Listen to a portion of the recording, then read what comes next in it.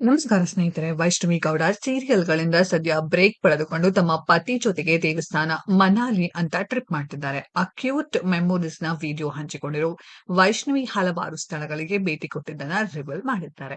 ಅಗ್ನಿಸಾಕ್ಷಿ ಖ್ಯಾತಿಯ ನಟಿ ವೈಷ್ಣವಿ ಇತ್ತೀಚೆಗಷ್ಟೇ ಛತ್ತೀಸ್‌ಗಢ ಮೂಲದ ಅನುಕೂಲ್ ಜೊತೆಗೆ ಸಪ್ತಪದಿ ತುಳಿದರು. ಸದ್ಯಕ್ಕೆ ಪತಿಯ ಜೊತೆಗೆ ಹಾಲಿಡೇ ಮೂಡ್‌ನಲ್ಲಿರೋ ವೈಷ್ಣವಿ ತಮ್ಮ ಮದುವೆಯ ಕಾಸ್ಟ್ಯೂಮ್‌ಗಳ ಬ್ಲಾಗ್ ಹಂಚಿಕೊಂಡ ನಂತರ ಮೊದಲ ಟ್ರಿಪ್ ಎಲ್ಲಿಗೆ ಹೋಗಿದ್ದರು ಅನ್ನೋ ವಿಡಿಯೋ ಹಂಚಿಕೊಂಡಿದ್ದಾರೆ.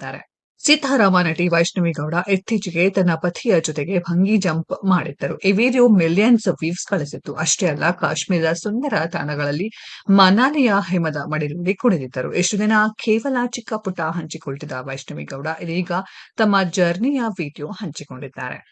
ಮದುವೆಯ ನಂತರ ತಮ್ಮ ಪತಿ ಪ್ಲಾನ್ ಮಾಡಿದಂಗೆ ಮನಾಲಿಗೆ ಹೊರಟ ವೈಷ್ಣವಿ ಅಲ್ಲಿಯ ಸಾಂಪ್ರದಾಯಿಕ ಉಡುಪನ್ನ ತೊಟ್ಟಿದ್ದಲ್ಲದೆ ಫೋಟೋಗಳಿಗೂ ಪೋಸ್ ನೀಡಿದ್ದರು.